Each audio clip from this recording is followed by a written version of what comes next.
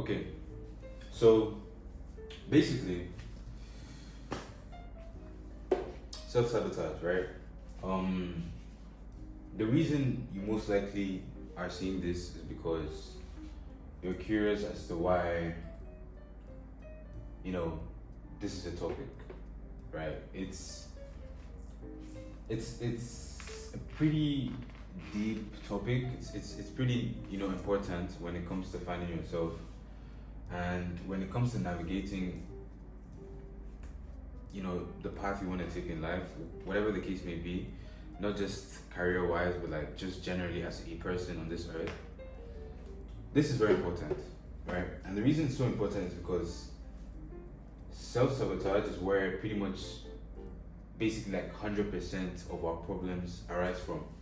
And I'll explain further, right? The whole idea of self sabotage is you blocking yourself from achieving or from doing what you want to do in life. It could be the littlest things. It could be something as little as going to get going grocery shopping, going out on a walk, and it could be as big as making millions of dollars, right? It's there's no level to self sabotage. It's just a concept that if you master, you stand a better chance at getting to where you want to get to. So yeah, pay attention. So right, the whole idea of self sabotage is pretty much like when we go through life and we see obstacles, right? So this is an obstacle, right? And let's just say this is where we want to get to, and this is where we're starting from. In between the journey, we face obstacles, right? And the whole idea of these obstacles, whatever religion you're from, Christian, Muslim, you could say these are, I don't know, trials and tribulations or temptations from the devil, things like that. Basically, the whole idea of these obstacles, it's a form of self sabotage pretty much 90% of the time, right? And the reason for that is basically most people in this generation have grown to, adopt limiting beliefs, and these limiting beliefs have tendencies to sabotage, where they want to be, right? And I'm gonna break this down, right? So basically, self sabotage is pretty much something that arises from your ego. This is pretty much the issue. And the ego represents, you can say your brain, your thought patterns, and basically anything that isn't coming from a place of neutrality, or anything that isn't natural, anything that you have to think to do, anything that is linked with your emotions. This is where it stems from, right? And it's not a bad thing, but the only thing our ego is really trying to help us with is survival, right? This is really what is happening. And so what happens with the ego and how it is linked to self-sabotage is that when we go through things in life and we experience circumstances that make us feel a certain way, or derail us, or make us feel less, or make us feel that ruin our confidence growing up, what happens is our ego, especially the emotion that is linked with those circumstances, our ego registers this as negative. It's like, okay, this is bad, we don't want to experience this anymore, we didn't like the way we felt when we experienced this. So what happens is your ego links emotions to taking certain actions. For example, let's say going up to a girl and talking to her, right?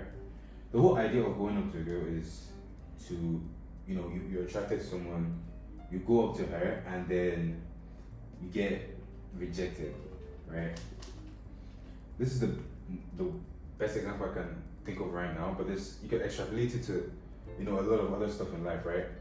So the whole idea of being rejected is nobody likes that. It's a feeling that no one likes, and it's like when let's say it's your first time going up to a girl, you haven't had any experience with them, and you go up to her and you say hi, you talk to her, you just be yourself, and then she rejects you, right? And you feel the strong emotion of insecurity. So this turns into insecurity. And the reason why, and this is an emotion, right? It's linked to emotions of sadness, it's linked to emotions of, fear, right? So your ego is going to register this as negative. And when it does that, what happens is the next time you want to do carry out the same act of going up to the girl and talking to her, it pretty much remembers the former experience you have, or it links the emotion of fear and insecurity to going up to someone and talking to them, or a girl to talk to them, right? And what that does is it sabotages your goals, sabotages your plan, and that is pretty much the whole idea of self-sabotage, or the obstacles that we go through in life. It's pretty much, this is just an example. And so what happens is the ego is linked to self-sabotage, and when we go through things in life, our ego registers certain actions with certain emotions. And so when we do certain stuff, or we think of doing certain stuff, we become reluctant to do it, because in the past our ego has picked up from survival. It's using the survival instinct picked up on our past experience to link fear and insecurity with that action. However, the catch when it comes to this is that is not always the case.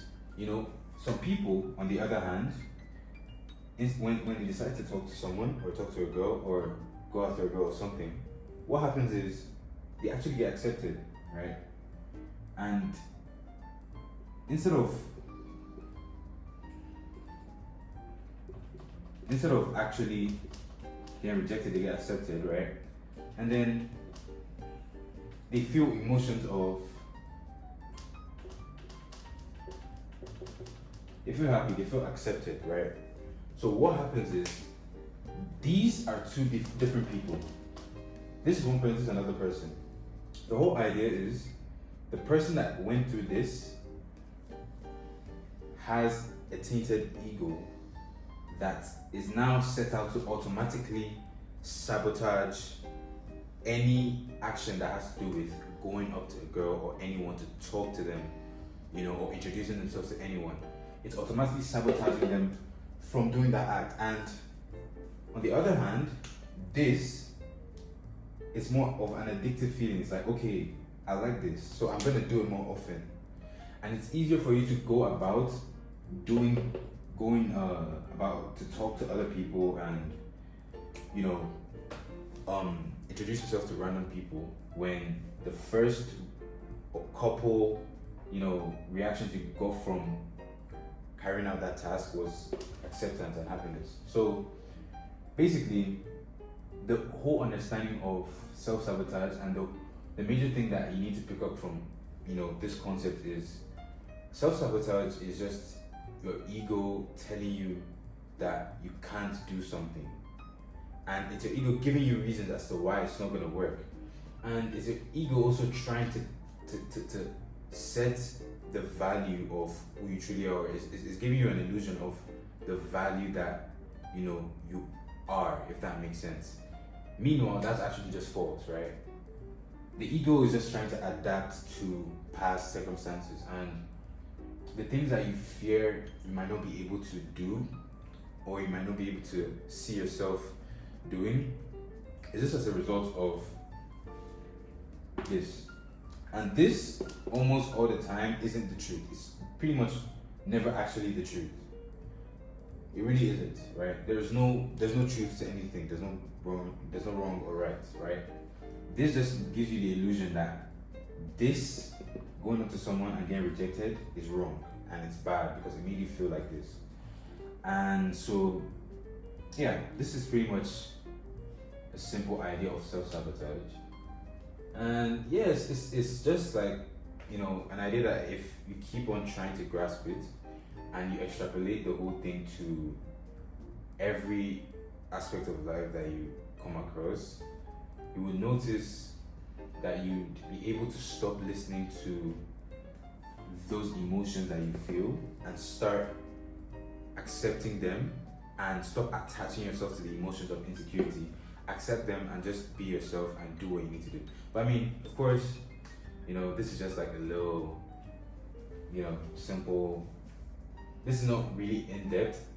It's not really like a proper, you know, explanation of self-sabotage, but it's just an idea of what it is and what, you know, these obstacles, you know, are in life, you know. And it's the same thing when people say in order to do this or do that or to get what you want, you need to turn off your emotions, in quotes. It's pretty much kind of the same idea, but being told to just turn off your emotions doesn't do anything. There's no point. You need to understand why. So yeah, this is just a quick example. Yeah, that's pretty much what this is. So yeah.